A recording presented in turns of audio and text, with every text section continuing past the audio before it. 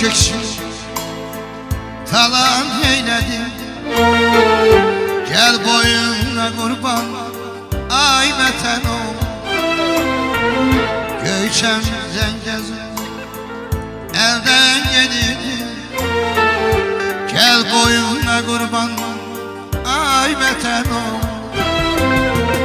Göyçəm Zəngəzur elden gedirdi. Gel boyuna kurban ay vətən ol. Şuşa yayladım sis dumana,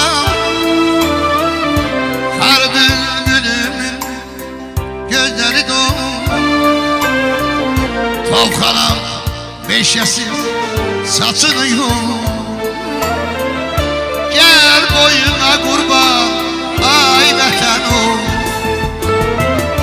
Şuşa yayladım sis dumana, kar bülbülümün gözleri dolu. Tovxanam meşesi saçını yol. Gel boyuna kurban ay vətən ol.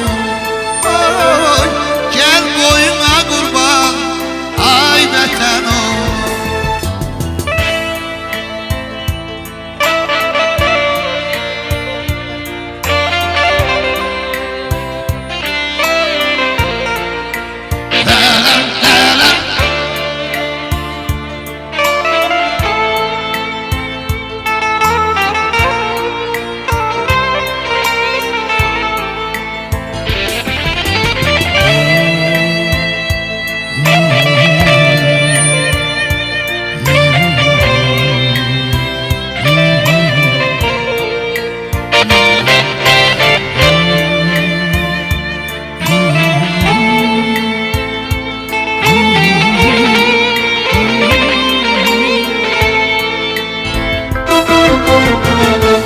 Yardı köksünüzü namert gülləsi, dondu dilinizdən vətən nəğməsi.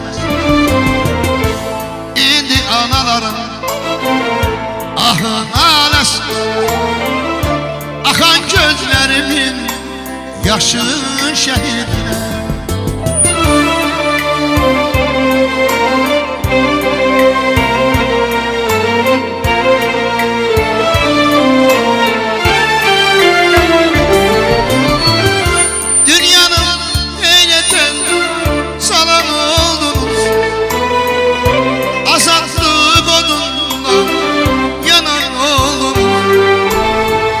Keçip yüreklerde kalan oldunuz. Unutmak olar sizi şehitler. Dünyanın heyrete salan oldunuz. Azatlık odunda yanar oldunuz. Keçip yüreklerde kalan oldunuz.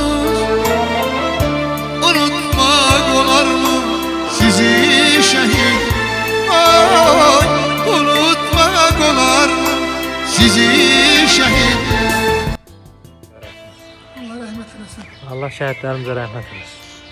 Yumurtası xeyir olsun. Bizi izleyen her bir şahsı buradan salamlayıram. Allah'ın rahmeti, merhameti olsun her birimizin üzerine. Vətən uğrunda ölen varsa vətəndir. Allah mübarək Teala vətənimizin uğrunda bu şirin canından geçen bütün şahitlerimize rahmet eylesin. Amin inşallah. Onları şahitler sərvəri İmam Hüseyin'le məşhur eylesin. Həmişə olduğu kimi bu gündə öz adət ənənəmizə sadiq qalaraq Naftalan şəhər şəhidlər xiyabanındayıq. Geldik, şəhidlərimizi ziyaret etdik, halallıq aldık. Allah mübarək Allah hər birinə rəhmət eləsin. Bizim boynumuza düşen bir borç var. Unutmayaq ve bundan sonra ne kadar ki ömrümüz var, yaşayacağımız hayatı boyu onları unutturmayaq. Allah bu dünyada ziyaretlerinden ahirette şefayetinden bizleri bir nasip eylemesin inşallah. Amin inşallah. Azatlık odundan yanan oğlumuz, kösüp yüreklerde kalan oldunuz. Unutmak olar mı?